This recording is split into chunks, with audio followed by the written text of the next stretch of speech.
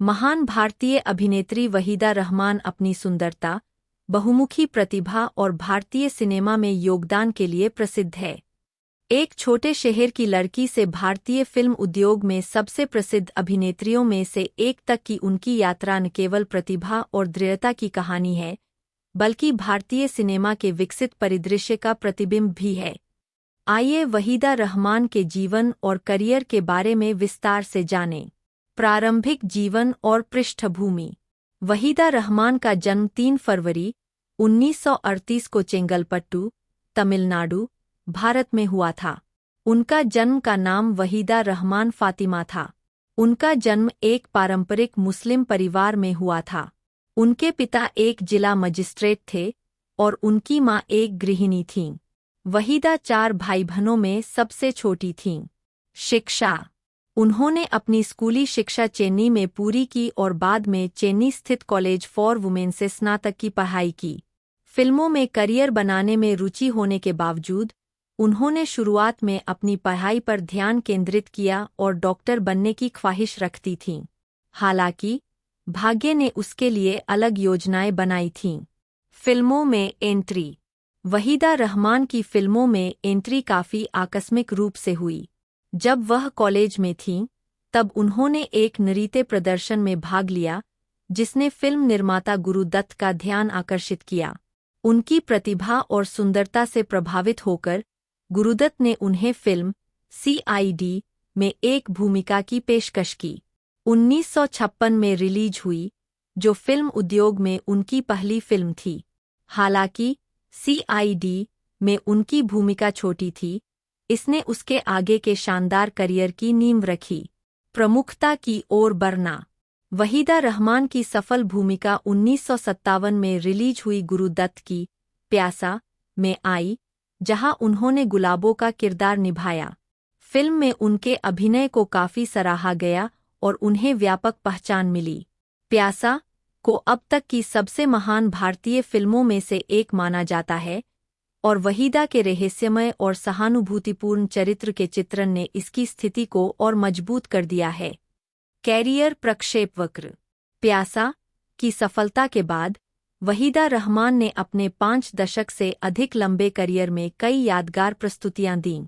उन्होंने विभिन्न शैलियों के बीच सहजता से परिवर्तन करके और पात्रों को गहराई और बारीकियों के साथ चित्रित करके उल्लेखनीय बहुमुखी प्रतिभा का प्रदर्शन किया। उल्लेखनीय फिल्में।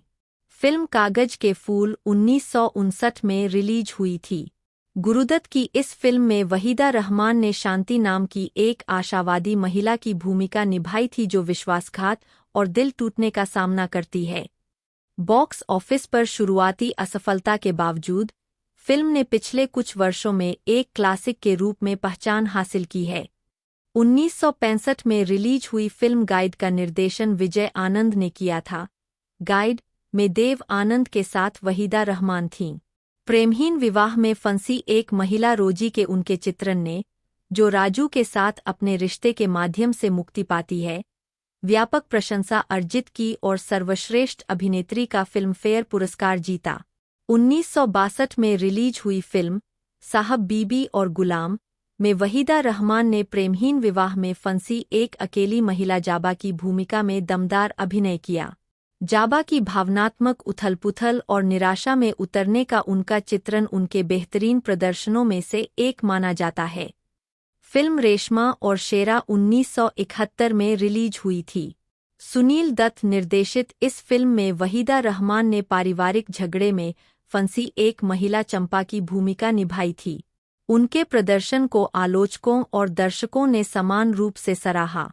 1976 में यश चोपड़ा द्वारा निर्देशित फिल्म कभी कभी रिलीज हुई। इस रोमांटिक ड्रामा में वहीदा रहमान अन्य कलाकारों के साथ सहायक भूमिका में थीं।